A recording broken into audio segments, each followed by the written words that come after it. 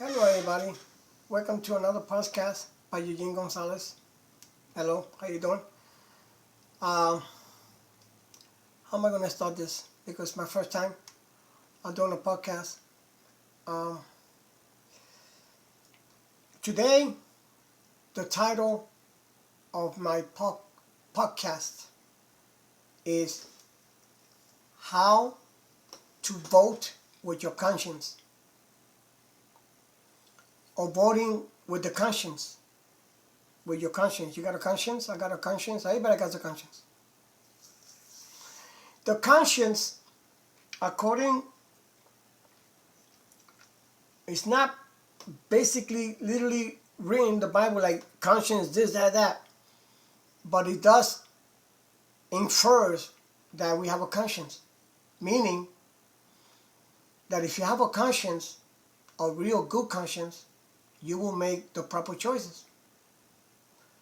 And the conscience has to do with how do you know what is between, whether you know what is evil and what is good, and what is bad and what is good, or what is evil and what is wicked, or what is righteousness and what is this and that.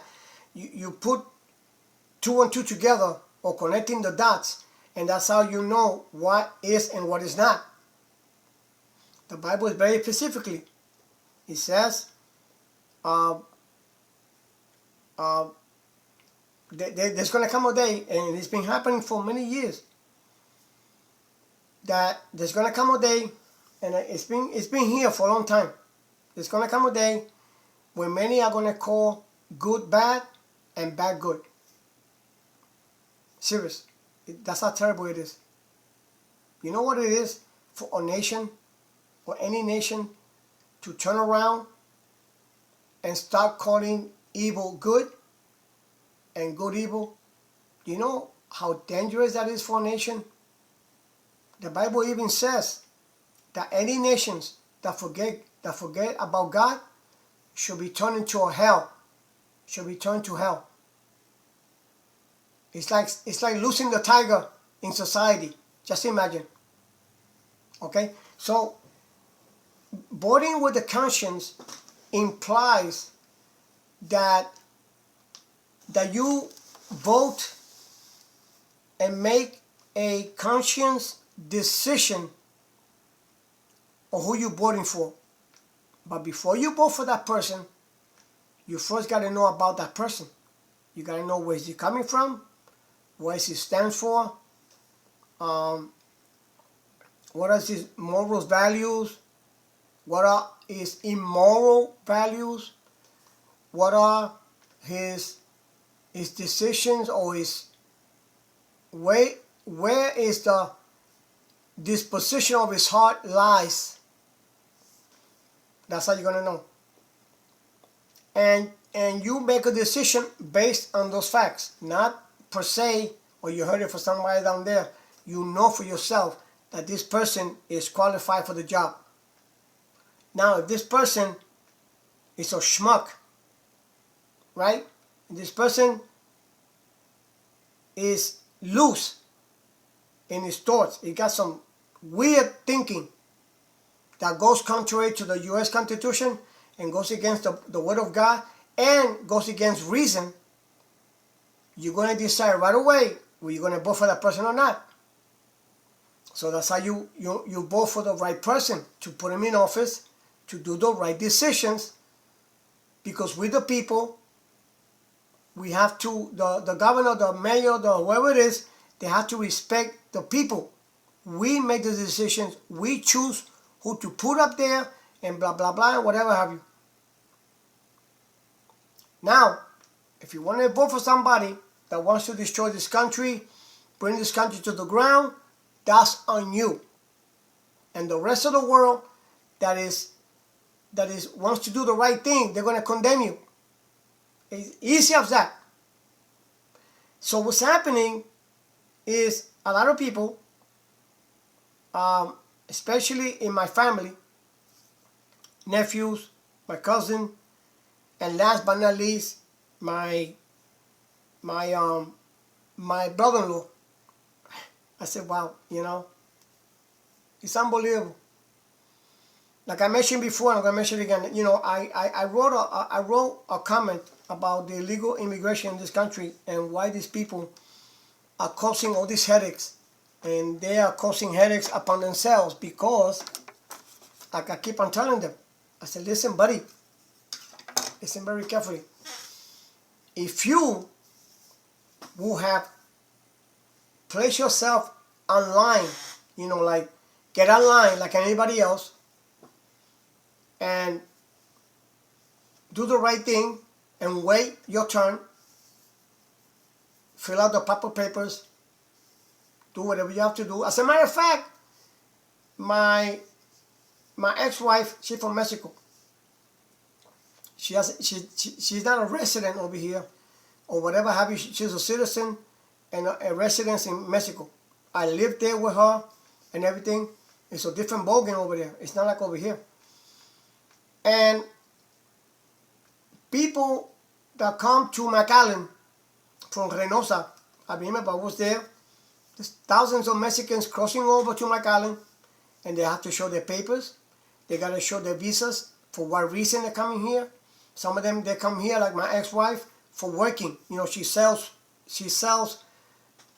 things for women, like, you know, those things, we call them silver. So she comes over here and she makes money, and then she goes back to Mexico. There's nothing wrong with that. Nothing. Absolutely nothing. Because she got her passport, she paid for it. I think it's $250 over here. Over there, it's like, I think, 5,000 pesos. So she comes here all the time. And she stays here for 6 months, 3 months, 2 months, whatever. The thing is that her daughter, she came here a long time ago. And she came with a working visa or some kind of visa. So what happened to her, that she likes it, she likes Texas so much that she failed to go back to McAllen and fix or renew her visa. So she violated her visa. So that means that right now, if she gets caught, I'm talking about my stepdaughter. There's 3 of them. 2 of them in Mexico, and she's over here. She got 4 sons. No, 3. One of them got deported for being stupid. We told him, don't go out there and don't drink and don't drive and don't do this and do that. So he had these big balls like that, you know. So he went to the car, his mother's car, and then he got caught by the police, and then he got arrested. And now his mother had to dish out $7,000. And I told her, you know what, man? You know, bro, who's going to come up with $7,000 to bail out this guy? For what? He's still going to be judged. He's still going to be deported or something. So what happened, that the judge told him, I said, listen, you got a decision over here.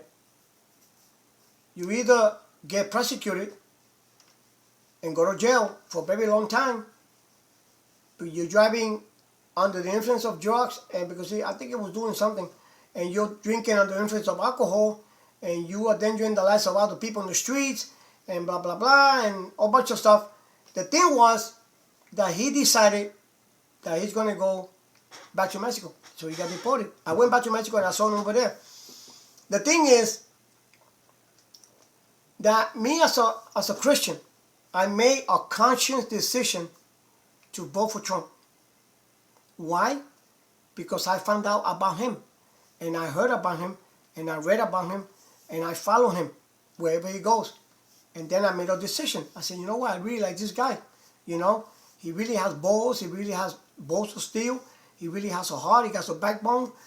And he's a man that really wants to help this country get up again. Like Biden took it down. Now President Trump wants to bring it up. So these people, they're not satisfied with that. So they want me, Mr. Gonzalez over here, they want me to violate my conscience. I cannot violate theirs, but they could violate mine. They could curse me out, send me to hell, call me a mother flower, Call me whatever you want to call me. It's okay. Listen, it's on you, bro. So I made this comment on Facebook, you know, like that if they would have done the right thing, we wouldn't have this freaking problem today. We would not have the deportations. We wouldn't have these people getting arrested, these people getting sent back to the country, and some of them self-deported, which is the right thing to do. So like that, you could save yourself a lot of money. But what I'm trying to say is that if somebody is voting with their conscience, respect them. Respect them. They know what they're doing. If they want to vote for Kamala Harris, they want to vote for a jihadist, that's their problem. That's on them. You know what is right. You know what is correct. You know what is truthful and righteousness. You vote according to your conscience, because God placed that in our heads so we can make right decisions. So if you make the wrong decisions, and then at the end of the day, you're going to wallow in the vomit of your ill decisions. You understand? So don't come and condemn me for making the right decisions in my life, because I'm making a conscious decision to vote for Trump. And all I'm asking, for the love of God, please respect that. That's what I'm saying. Just respect that. If you don't want to respect it, and then I cannot respect you either. And that's how it goes.